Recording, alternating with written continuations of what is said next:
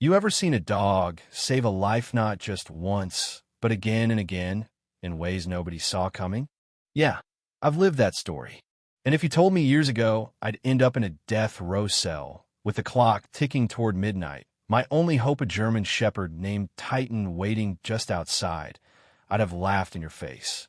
But here I am, and believe me, the system's got sharper teeth than any dog, especially when you're the wrong kind of different in the wrong kind of city. Let me back up a Setsukyu with something true. The first time I wore a detective's badge, Westwood City wasn't ready for a black woman to run the major crimes unit. Hell, some folks still aren't. I kept my head down, worked 3 times as hard as anyone else, closed more cases, stacked up more commendations, but none of that shielded me from whispers or from the quiet sabotage. Files missing, nasty notes, backhanded compliments, you know what I mean? Diversity hire. They'd mutter like I was Charity, not the best damn cop on the squad. You get used to that sort of. You build your own family, piece by piece. For me, that meant Titan. He was a stray, abandoned and battered, cowering behind a dumpster the night I found him on a raid. The one who put him down said he was too wild, too broken. But there was something in his eyes I recognized that fight. I took him home against every rule in the book, and what do you know? The dog turned out to be the smartest, bravest partner I ever had. Could track anything, read people like he spoke English, and when the world let me down, he'd rest his big head on my knee like, "You got me, boss." Everything changed the morning Maxwell Harrington ended up dead in his penthouse-ish shot to the head. No sign of forced entry. Only a cold body at a desk and a city commissioner's brother-in-law splashed across the news. They called me to lead the scene, but as soon as I started finding things that didn't add up, like someone using his computer after he died, I got yanked off the case. Conflict of interest, they said, though I'd never met the man. I argued, but orders are orders. Titan and I went home, but neither of us slept. Something was off, and my gut screamed louder than any evidence bag. That night, my whole world blew up literally.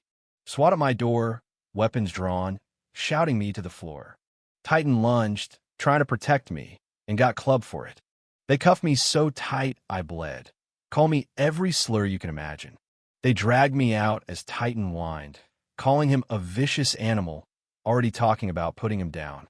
My own captain whispered in my ear, "Guess you forgot your place." Yeah, that happened. All the years of service, gone in a heartbeat. They said I killed Harrington. They had evidence: my gun, missing from home, my DNA under his nails, doctored texts with racial slurs I'd never sent, and footage of someone like me in the building. Nobody would listen, not even my court-appointed lawyer, who looked like he'd already lost before we started. "Take the deal," he told me, "or you'll die." I refused. If I went down, I'd go down fighting because something bigger was at play. And Titan? They caged him in animal control, wrote, "Euthanized within 48 hours because he'd growled at a cop." He wasn't evidence C was a problem, but you can't cage loyalty. Jason, an animal control worker with too much heart for his own good, found a USB hidden in Titan's vest, risked his job, sedated the dog, and smuggled him out. Titan, that crazy mutt, dragged Jason straight to Eleanor, me old neighbor, a woman sharper than any badge I ever wore. Turns out, she'd seen men ransacking my house hours before the search warrant. She had photos to proof the case against me was built on sand. We had more friends than I realized. Lucia, a rookie cop I'd mentored, started poking into records found tampered evidence logs and overheard my captain hissing on the phone, "Find that dog, or the whole operation falls apart." Lucia quit before she could be set up, went underground with Jason, Eleanor, and Titan. Piece by piece, they uncovered the rot. Cops, judges, and a commissioner running a racket snatching up homes in black neighborhoods, faking charges to scare folks off, flipping land for profit, all while calling it urban renewal. My case was just the latest, and if they could break me, nobody would ever stand up again. Inside, prison wasn't hell, it was something worse. They put me in general population on purpose, let inmates come for me, called it justice. 3 almost took me out in the showers, but training and luck saved me. Another time, a civil rights attorney named Vanessa stepped Inchbin framed. 2. for fighting these same developers. We traded war stories, built a map of who'd been targeted, how evidence was always just a little too perfect. It was a machine, churning up anyone who got its way. Meanwhile, outside, Titan and the team kept digging found financial records, surveillance plans, even a reclamation initiative laying out how to wipe whole communities off the map. The plot ran straight to the top. Commissioner Palmer, D.A. Preston, Captain Sullivan, men who'd built their own fortress out of City Hall, courthouse, and squad room. The twist? Hidden in Harrington's files, they discovered he'd been keeping his own records. Some of them hinted at dirty money. Others pointed to secrets even his partners didn't know. The final straw was Titan leading the team to a hunting cabin, where they found the real murder weapon, gun registered as destroyed, now used to set me up. There were instructions, too, written out step by step. Frame Zoe, break her, erase her. They wanted me gone before the city council voted on a plan to bulldoze 5 neighborhoods in a single sweep. My trial was a Jokin all-white jury, a hostile judge, my own lawyers asleep at the wheel. I tried to speak up, called out the fake evidence in court, but they held me in contempt, threatened to gag me. Outside, the team raced to get evidence to the FBI. The commissioner started burning files, the DA called in favors to block appeals, and cops were ordered to shoot Titan on sight.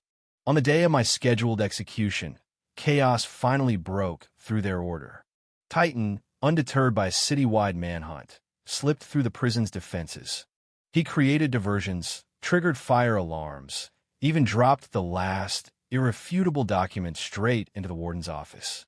Meanwhile, federal marshals and media swarmed the gates, and with the world watching, the governor blink-stayed my execution with seconds to spare. My captain, desperate, tried to push the needle himself, but staff tackled him.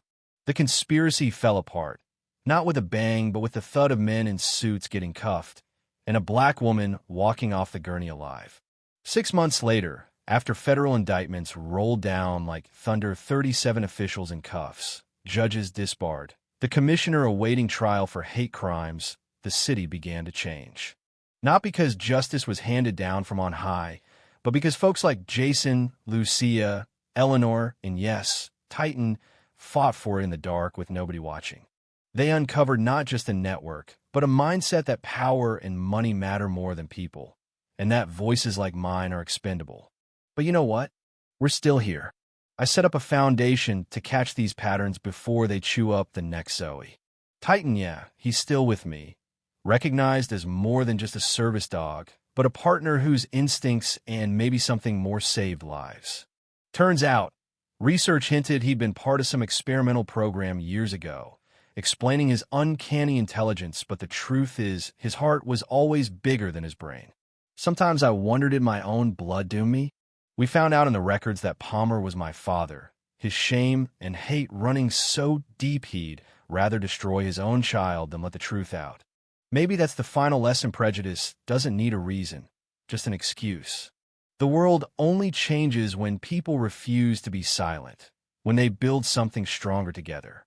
The neighborhoods we saved, the businesses that reopened, the folks who stood you peach is a brick in something better. So, you ever ask yourself what justice really looks like?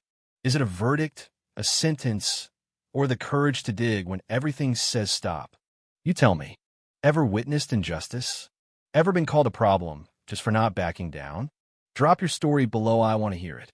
Like if you believe even the most broken system can be fixed by enough hands.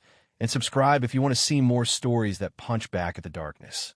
Because sometimes all it takes is one loyal friend in 2 legs or Fordo remind us. Truth doesn't die quietly, not while someone's fighting for it. And maybe that's what scares them most.